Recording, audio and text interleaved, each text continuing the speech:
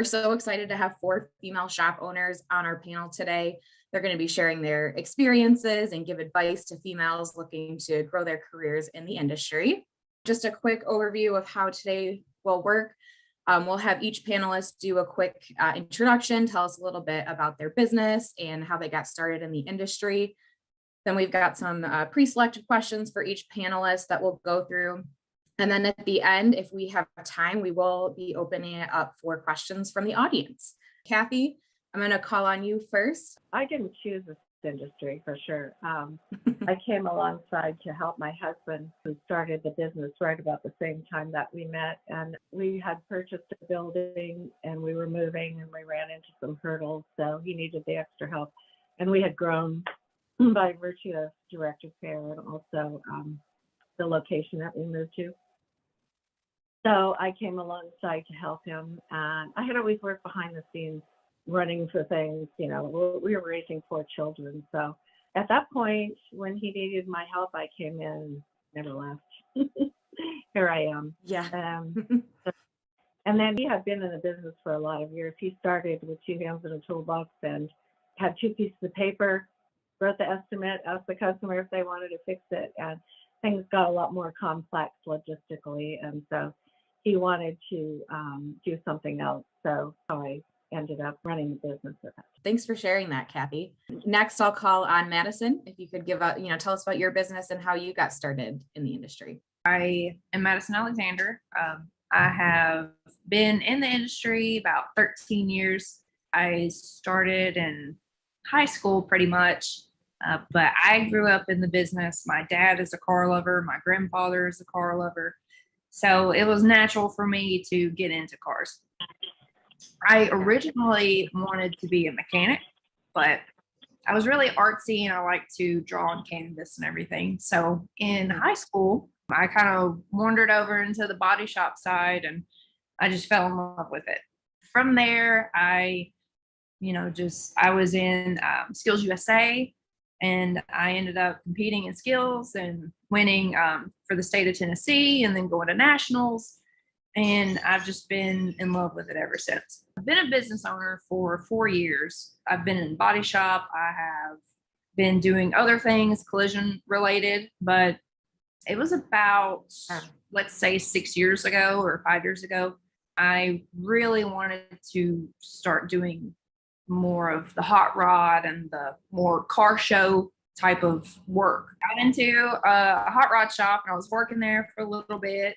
And then we all just got let go out of nowhere. So now it's me and 3 other guys, and I didn't want to go back into a collision shop. So I just opened up my own shop. So here we are. Yeah, that's awesome. Thanks for sharing that. Next, I'll call on Tammy. If you want to tell us about your business, how you got started in the industry, a little bit about yourself. Sure. So my name is Tammy Trew, and I currently own 2 shops in Washington State, one in Bremerton and one in Olympia. My Bremerton store was started by my parents in 1984, and they started in about 6,000 square foot building, probably did $1.5 million. Currently, we've grown that to 17,500 square feet to doing about 6.5 million. And we run an APS process here at our shop. In August, just 2021, I bought the shop in Olympia. So I haven't had that for very long. My dad died in 2020 from Parkinson's. And that's when I became 100% owner of this shop in Bremerton. And then I just decided to pull the trigger and buy a second shop. So crazy times, but it's been fun and it's been an adventure. We have about 29 stakeholders in Bremerton, 15 in Olympia. We're looking to add on in Olympia because we want to add our APS processes. It's a lean process that we run here, and we want to add that on to Olympia. I started when I was 14. My parents started the business, and I worked here summer times. That's how I got started. I worked in the summer detailing. days I had off from holidays, from school, I would come in, my mom would wake me up and I'd come in and work with her in the office, and she taught me how to run the office. So everything I learned from my mom and my dad. Pretty early on, they stepped out of the business, kind of took up golf and some other activities and so I was like kind of their eyes and ears. And next thing I knew, I was running a shop, and I was not only a female, but I was really young. So I just kind of went through trial and error, and here I am. It's become my career, and I decided to buy a second shop. So yeah, yeah, that's awesome. Yeah. Thanks, Tammy. Next, Tiffany, tell us a little bit about your business and how you got started. Hi, I'm Tiffany Silva. I co-own Accurate Auto Body in Richmond, California, along with my dad and my husband.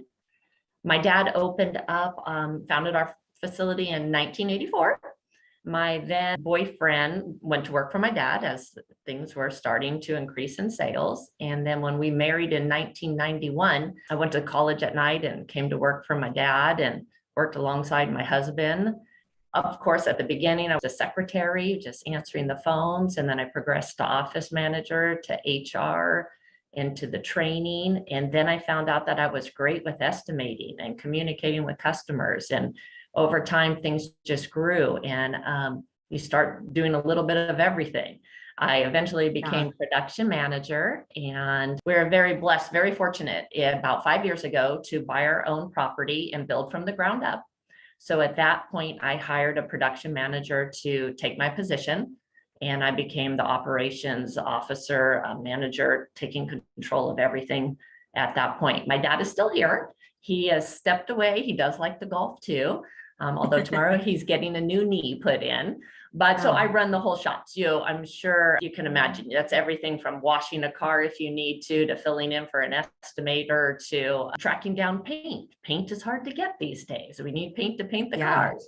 So I did a little bit of everything. We have 22 employees, beautiful 27,000 square foot building. Extremely blessed to have 5 women working for me on my team. And hopefully that'll grow in the future. Thank you. Yeah. Thanks everyone for sharing that. I always love asking that question because I feel like everyone has a really different story for how they got involved in the collision industry. So for our next question, it's going to be for Madison. We work in a male-dominated industry. Have you experienced resistance because of this? And if so, how did you deal with that? Short answer, yes. And I feel like everybody can agree. But yeah, a couple things. Just from going to look at colleges, I've been brushed off from the teachers, can't you go anywhere else? And, kind of hesitant to really be accepting of me in their class. I have been denied jobs just solely because I'm female. And I have been put through various tests, I guess you could say, to see if I know what I'm talking about. Like I'd have to go in and blend a panel. And, I feel like that wouldn't be the case for other people. So how I handled it before was not really good. I was really offended all the time. I would take up offense. I would take things personally. I can't believe that they would do that to me. And I would just have this sense of rejection, like I said, they just can't believe they would do that to me. And I was really kind of focused on myself, and I didn't really see the situation from all different points of view. That really resulted in me being really bitter, and I had this chip on my shoulder, and I feel like I would have to explain myself and, I guess, prove myself. And I know what I'm talking about. I know what I'm doing, say, I know what I'm talking about. Now, years later, that's completely changed. And now hardly anything ever bothers me, really. And that's because of my growing faith and my closer walk with God. It's not always about me, you know what I mean? So I've become way more understanding, way more compassionate with people. Because you really got to understand that whenever people say ugly things to you, just mean things to you, it's typically coming from a place of fear, jealousy, lack of self-confidence. So for instance, whenever we first opened up, there was a guy, I never met him before. He's kind of local, but I posted something on the business page, and he was just saying some weird off the wall, untrue things. At that time, it's like you can't control what other people say, but I can control what I say and how I react to the situation.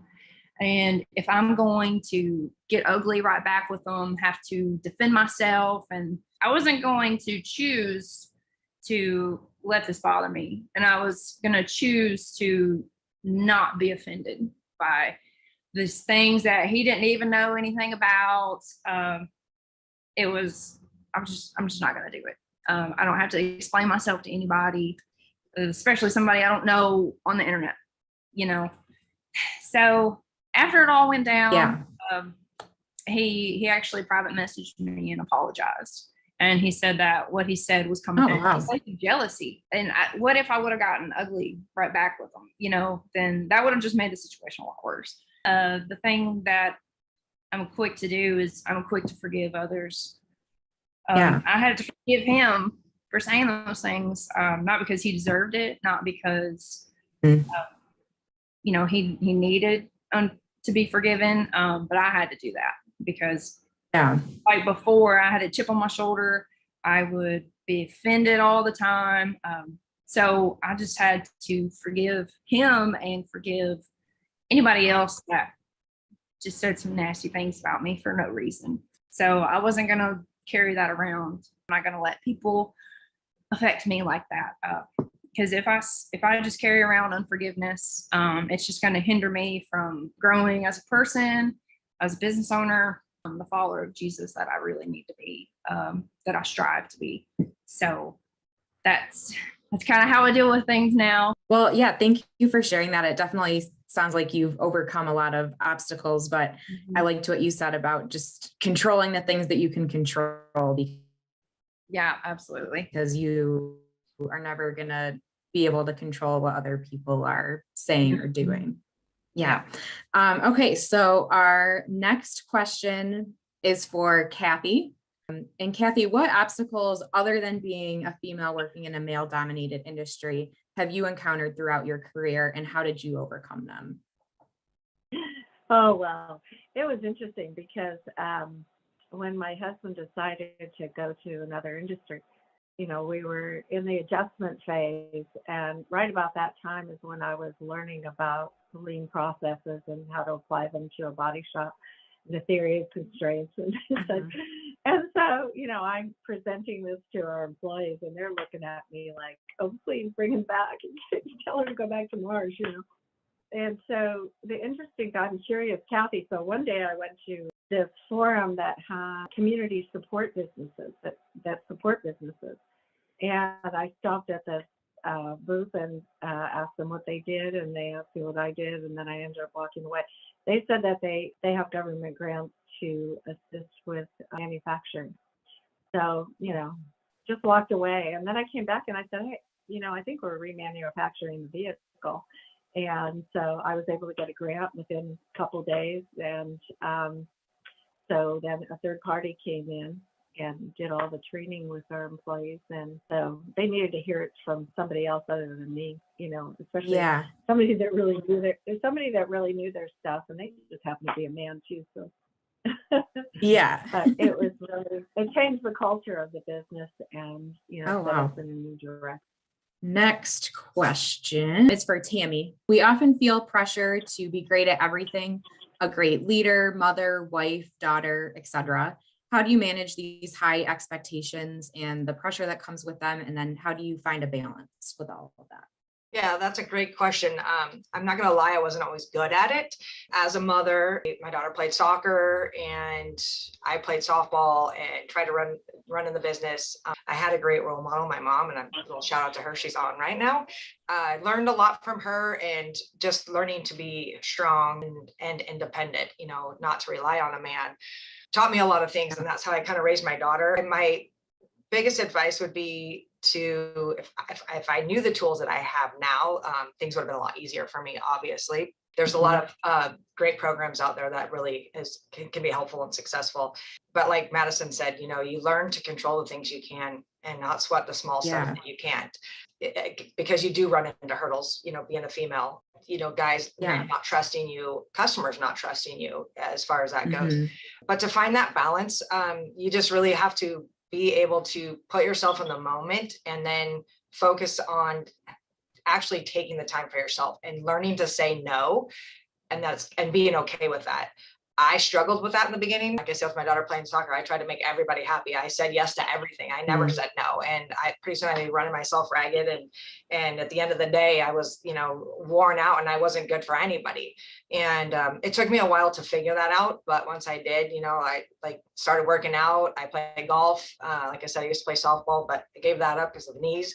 But it's just, you have to find that balance. And the big thing is just learning to say no and being okay with it, and taking that time for yourself and trusting that your instincts and following through with it. Thanks, Tammy. That's great advice. I know I can definitely relate to that sometimes, like struggling with saying no. And I'm sure a lot of us on this call here can relate to that as well. Okay, next question is for Tiffany. Are there any mentors who have helped you throughout your career? And if so, how did you seek them out and how have they guided you? Absolutely. One of my mentors is a panelist, Kathy Mello. Oh, I have, yes, Kathy's one of mine. I have a few amazing mentors, and I think the most important thing for me was I wanted to absorb everything. I wanted to learn. I volunteered. I'm also that yes person that said, yes, I could do it. Yes, I could do it. And by doing so, I was put around amazing industry leaders, amazing other body shop owners. And with COVID here, times are a little bit of a challenge, but we used to have association meetings and we would always get together and we could network and be around other like-minded people like us. And that's where I gravitated towards other women body shop owners. Another one of my mentors, Gigi Walker, she's watching today. And it was so amazing to be around other women that we were strong, and we told men we could do this. We didn't need anybody's approval. We would find all the tools that we needed to make ourselves. I'm a little feisty like Madison. If you tell me no, you can't do that. Or a man back in the day, Kathy and I, when we came along, men wouldn't even talk to us on the phone. And to go overcome those challenges and to say, I don't know the answer, but I'm going to find it. I'm going to find it. I'm not going to pass this call over to my dad or to my husband. I'm going to take care of it. So my mentors have been amazing to me. And I think just putting yourself out there and volunteering and being that yes person and being around other people and absorb and learn everything you can. Yeah, thanks, Tiffany. Great advice. Okay, our next question is for Madison. How have you built confidence or resiliency over the course of your career? And what do you wish you could tell your younger self? You don't build any kind of experience in the good times. It's all in the valleys pretty much for me. If everything's running smooth, I'm great. I'm happy. Everything's cool. As soon as a paint job blows up or something's wrong in the business end, then I'm actively like, okay, I need to learn how to fix this. I guess that's pretty much it. It's time, experience. What makes you a great painter is you know how to fix things. Every moment that you mess up, you have to look at it as a chance for positive change. So you're learning to adapt and to, grow your knowledge in things. I mean, sometimes I'm sitting up in the office all day just trying to figure out how to fix a problem. So whenever I do mess up, I'm like, nope, I'm not going to do that again. I learned my lesson there. I'm not doing that again. But something that I wish I could tell my younger self is you will mess up. And some people, you hear that all the time. Oh, you're going to mess up. It's okay. Like, no, you will mess up. That's a heart. You will mess up. Yeah. But, it's the definite.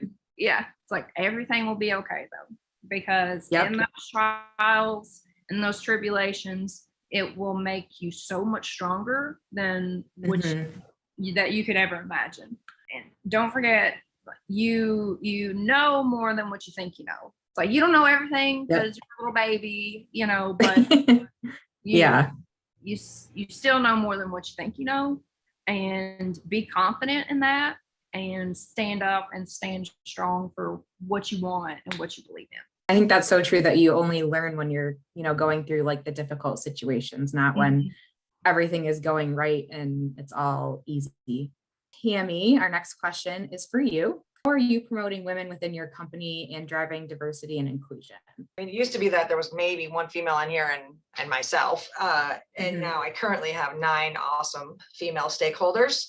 And that they work for me and they work in all different aspects, parts, detail, office, obviously, and one moving into repair planning and one's getting into alignments. And in the past, we've hired a female prepper. My girls in my office, they aren't just receptionists. They're actual rock stars. They can handle just about anything, and they're great.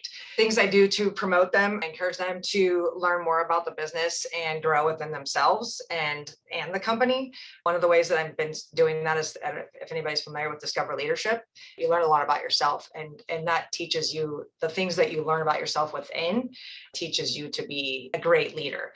And I went through it. I'm a master graduate, and it changed me, I think, for the better, for the culture of my shop and my stakeholders that I have here. I think the biggest hurdle I would say with females in the business is respect and earning. How do you get that respect from males or customers? And it's and you have to earn it. You can't just expect it. And that's probably one of the biggest hurdles, because they're smart and intelligent and they're feisty. And so they want that respect, but you have to also earn that respect. That's probably the biggest hurdle. Invest in them as a person, so that not only they're working for their working lives, but for their families, so that they can be better mothers and wives, just better with themselves. Surround yourself with a great team. Allow others to help you. Those are kind of some of the things that I've been working on with them. For the longest time, there wasn't very many females. I mean, you were lucky if there was one person answering the phone that was a female. And so, like I said, there were times I worked here by myself, and I was the only female. Yeah, thanks, Tammy. It sounds like you're doing awesome stuff for all the females who work for you. All right, next question is for Kathy. What advice do you have for women who are trying to network and get more involved in the industry and possibly seek out mentors as well? Well, certainly win, right? Yes. I never, when we started Win, it was like, I knew that there were a lot of really neat women across the country and beyond, but I had no idea of the caliber of women that we would meet up with. And so that's a great source. And I think that mentors are everywhere, right? I mean, when you're looking for one, you will find one. So do look. Through the membership in Win, if there's something you want help with, you can, email them and let them know. And many numbers of experience can be really valuable. Also, the vocational schools. One of the things that I do is go each year and find out if there are any women in the classes, so that they can have somebody a go-to. You might meet some challenges, especially at the high school level, right? And so let them know that, they have a place to go. And I think that, like anywhere, I mean, your SBA, your Small Business Administration has mentors. There's many places you can go for it. And we've got so many things in this industry, Collision Hub, David Lure stuff, all the 20 groups of paint companies, and everybody puts on. And in this information age, it doesn't take much to seek that out. Thanks, Kathy. Yeah, there's a lot of good resources out there for sure. So next question is for Tiffany. What skills or character traits do you look for in successful women in the industry? And what skills do they need to develop for the future of our industry? Sure. My sister and I was raised that we could do anything a man could do. And when the women that have come to our shop, I look for that. I want to make sure that they know they can do anything a man could do, and you can do it better. I want to say I'm always looking for a strong, confident woman, but the truth is I'm looking for a good person that fits into our culture, that's going to be part of our team, that's going to be a team player. I am currently coaching my next production manager, who's a female, and she came to me 11 years ago. And she came to me as an office assistant, her very first job, quiet, timid, and would not even answer the phone. It took her months before she answered the phone. And 11 years later, I'm coaching her to be my production manager. And it's such an That's honor awesome. for me because I know she's learned from me and the other women here on my team. And I just Yeah. feel so honored that I've given her Yeah. the tools in life. I mean, she's a wife, she's a mom. And I tell my staff, you're a mom, moms come first, but Mhm. we need to find a way to say yes to everything and to be a successful business person and to be a strong woman out there being examples for others. So the new female team members that have come in, they can look at us and say, well, they can do it. I can do it too.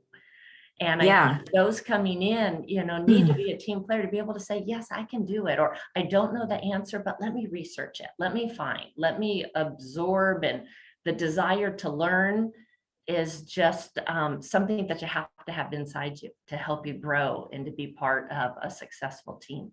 And I think I have that here, and I'm Yeah. so proud of Yeah. my Yeah, that's awesome. It sounds like you've built a great culture. a great culture. in your They have to shop. be. So I don't want to Yes. say they have to have all these attributes, but you can learn and you can grow. And that's what life is. Yeah. We grow. We don't remain the same person. We come in Yep. and we just grow and learn. And that's what I'm looking for. Someone that just wants to be part of my team.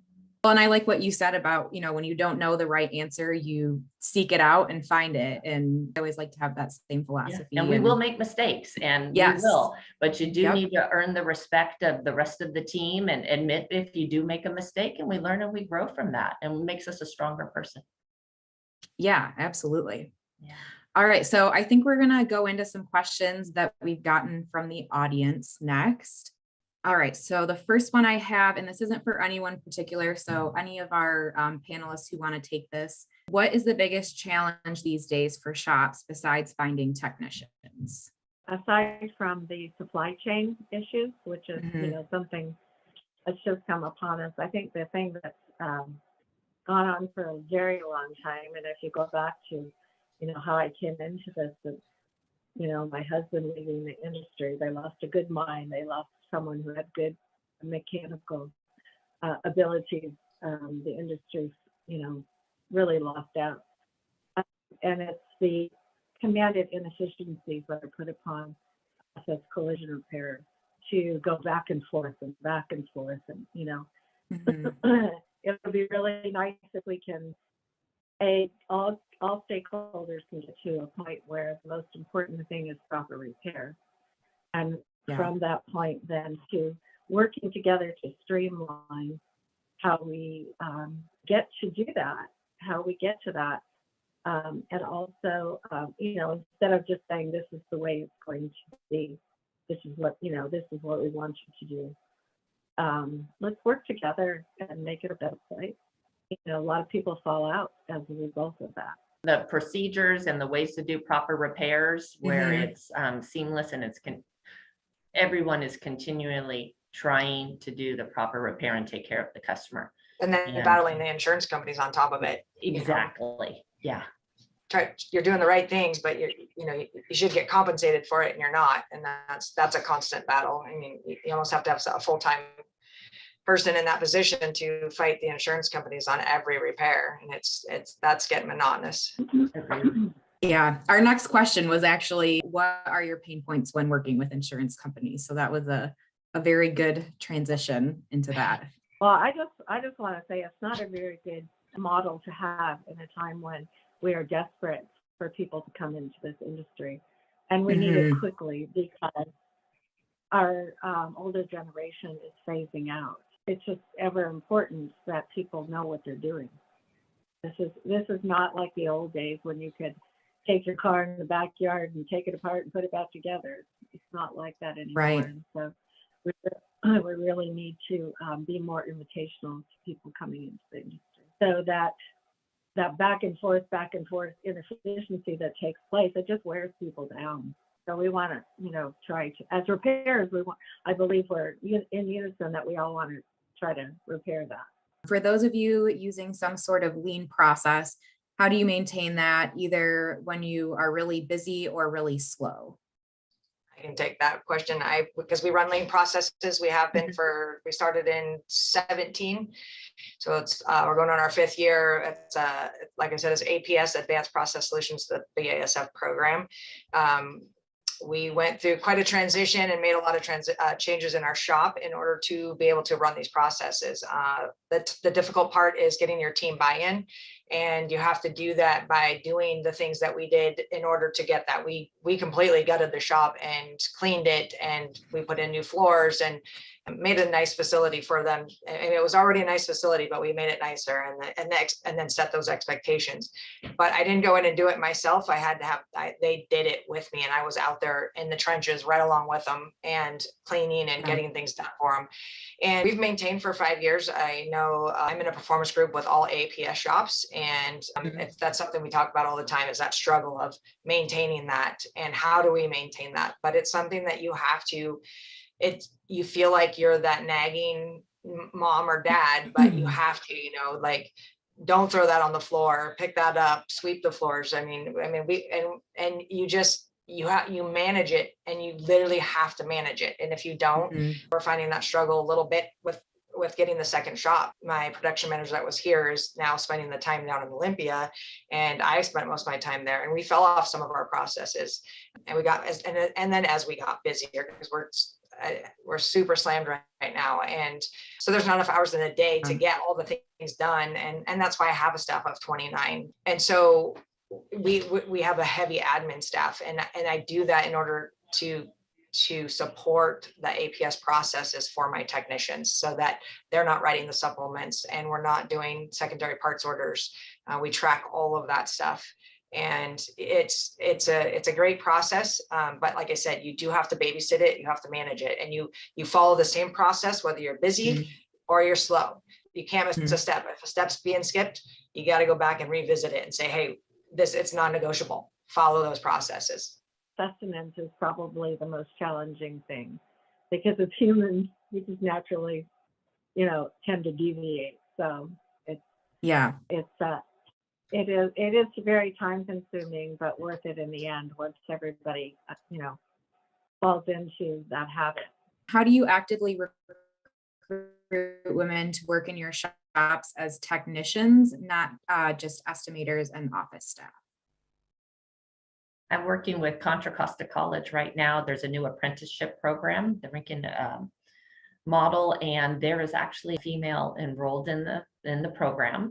She didn't come to my shop, but she is working at another shop, and we're trying to find ways right now currently to find ways to attract more women to the program. So we're working with different apprenticeship programs to try to show them the options that are out there. I don't have a female technician yet, and I'm anxious to have one here. I don't currently have a program, and that I'm of a way that I'm actively looking for a female. I'm not against it. The program that we're kind of running right now, and we're able to with our processes, is that we bring in young kids and hire them as detailers. And it doesn't even have to be a young kid. That's kind of, we got a couple of kids out of West Sound Tech, and we bring them as a detailer. And if they show the aptitude that they can work hard and show up to work, and then we put them into the body shop or even in the paint shop. I've got a kid that started for me as detailer, and he's prepping and working his way towards paint. And I've got 2 technicians in the body shop that were both hired as detailers. Opposed to if a female came in and that's what they wanted to do, I actually hired a female detailer, and she was interested on the paint side, but then she didn't, and she ended up not staying and going with a different path.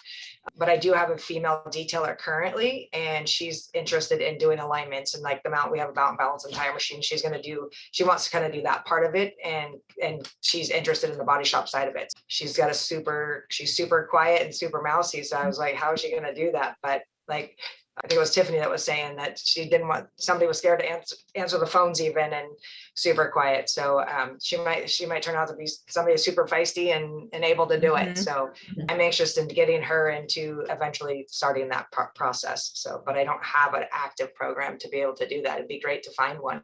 I don't have a program either, but I don't have any female technicians working with me either, but it's just me and 2 other guys. So, I mean, we're a small shop anyway. And, we we're more specialized in certain things. But one thing that is really hard to find even here is female technicians. I think everybody that I talk to around here says that they don't really know anybody else. So it's a matter of going to the schools, which I have a wonderful relationship with the high school here, and he trains females because he notices that females have more of an eye for detail, and he can really train them on what things are supposed to be like. You know, that's how he trained me. He's like, this is what it's supposed to look like. Don't let it pass, you know, otherwise. Like, this is the standard, this is what you need to do. Something for me is I'll be working with someone younger that really wants this, and that's one of the hard things to do as well, is find someone that really has the passion for it, you know, male or female. Like, they've really got to want to be in this industry to really stick it out. Do you have any recommendations that you can share for how females can get respect from their male coworkers? I think it's hard to say like one thing in particular that, you know, there's not some blanket statement you can say. Or I earn their trust by asking them. I get them involved, and I don't just go out and I don't dictate. And I think that's the biggest, you know, issue, is that if you go out and you try to be a dictator and you just say it's my way and you don't listen to their point of view, getting them to trust you, like, you know, with going through this process for me, I really had to get my team to trust me. You know, these technicians or I lose them all, and it, you know, you don't want to lose a technician. And so, and now to this day and age, like they'll say, if I make a change, they're like, they may not agree with it, and you can see them going, oh gosh. And I'm like, hey, just trust me. And they're like, you know what, I trusted you before, and you haven't let us down the path. And, you know, and it's successful. But I've also told them, like, let's just try it. If it doesn't work, we can always go back. And then following through with that. And I think that's the biggest thing, is if you follow through on what you're saying, follow through on what you're asking them, and being out there involved with them, not just, you know, sitting behind your computer and saying that, you know, this is what needs to happen. Be out there with them and be involved in getting more interactive with them. And pretty soon they see that you're putting in the work, and that you're also going to have their back. And it doesn't happen overnight. And that's, I think, why I said the biggest hurdle is teaching somebody. How do you teach somebody to get respect? You don't. That's why it has to be earned. And they can only earn it, but it doesn't happen overnight. It takes time. I agree. I call it continuous improvement here. I tell my team, I have this great new idea, let's go for it. If it doesn't work, we can go back, but continuous improvement, you need to be moving forward. When I was a production manager and I hired a male to come in and replace me, my team revolted. They wanted nothing to do with the male. They wanted nothing to do with his processes. And he was here 5 years. But now that he has decided to move on, and bringing Rosie into the role with the technicians, you know, it's all about communication and talking to them, and having everybody be part of the process. And I have nothing but positive feedback. They love that she is out there replacing the old production manager, and things are changing and constant improvement. And I've got the team on board. Everybody has bought in, and it's a great culture at the moment. That's awesome. Yeah. Setting boundaries for yourself is important, particularly if there's intimidation or anything like that going on, you know, certainly going through the proper channels. But I think sometimes we do have to communicate to people, you know, how we wish to be treated. The other thing I wanted to bring about, and the reason that we need to continue to invite women to come into the technical side, is not only do they have the talent, but I'm thinking of that instance where, you know, I had to implement looking up repair procedures. And I got such pushback. What do you mean? What do you mean? I already know everything. You know, I've done iCar, and, you know, so I already know everything. Why would I spend time doing that? You know, so it was really hard to emphasize how important that was. I think it was when I told them they could go off in handcuffs as well. So that kind of changed their minds. But I think that women are generally, and I hate to generalize, but, you know, there are differences, and I think women are generally open to receiving more information and not thinking that they have to stay in, you know, where they're at. knowledge base. Yeah. I want to add one thing real quick to that too. Yeah. It's not just earning the respect from and getting respect from your stakeholders, as well as outside body shop owners or male customers.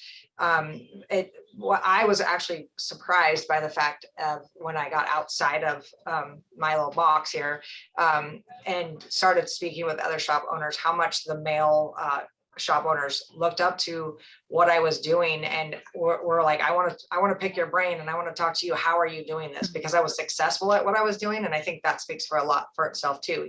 You have to sometimes let your shop and the work that you're doing and how they're like, what are you doing? You have the magic sauce, right? So if you're doing it successful and they're going to say they're not intimidated by that. They're like, tell me more. And so, I was actually really surprised I had no idea until I got outside of my box and explored those options, and it's been great. We have time for one more question. Kathy, you mentioned supply chain challenges. How are you overcoming part shortages and delays? Do you schedule jobs further out, seek alternate parts and suppliers, or is there something else that you're doing? Yeah, we're trying to get ETAs before we actually do the scheduling. And sometimes, they don't even know, ETA unknown. So we let our customer decide what they want to do, because the last thing we want to do is hold somebody's car hostage.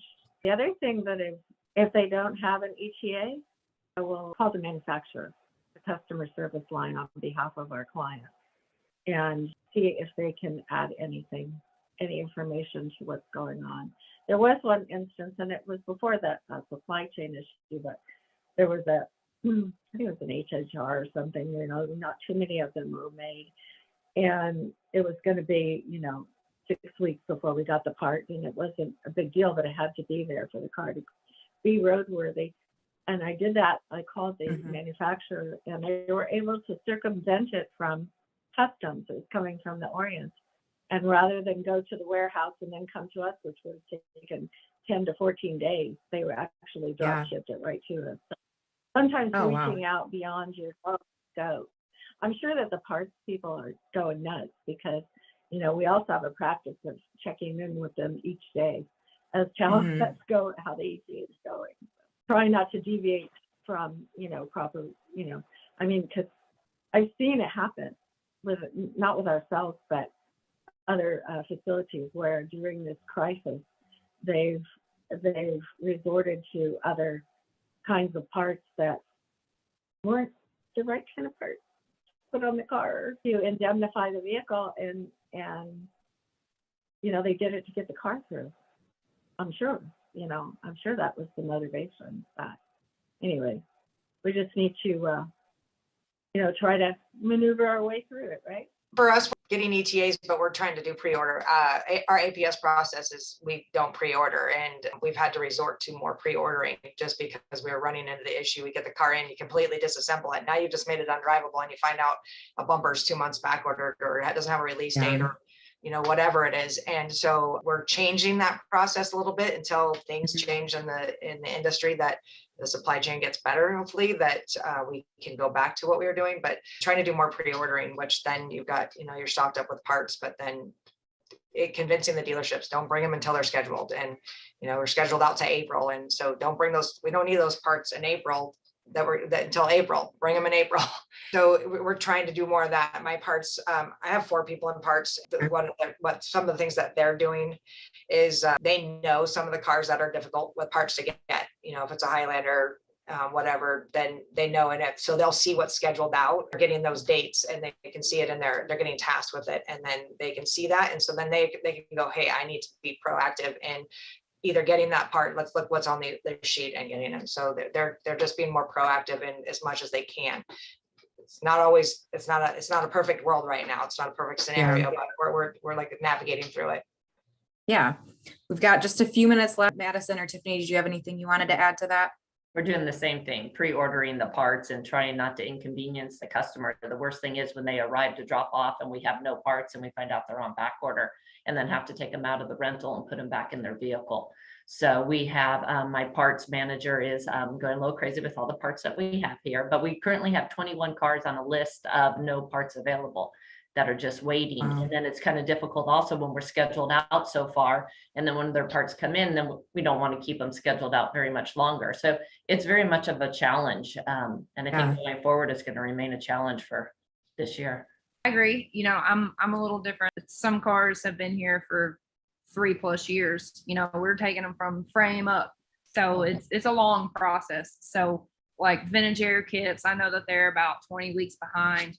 So I already did a bulk order of vintage air kits of some builds that I have booked out for 8 months. I'm just adapting, and I kind of got the gist of what all's on back order. A new interior, you know, covers and stuff. They're about 6 months behind. So Mhm. now I know, okay, well, I've got this build coming up next year. I can go ahead and get all the parts ordered. So whenever it's here, I'm not waiting 6 months to a year for all the little things to come in. So Wanted to say thank you to our 4 panelists, Tammy, Madison, Tiffany, and Kathy, for participating today. You guys all shared some really great information, and thank you to everyone who attended today.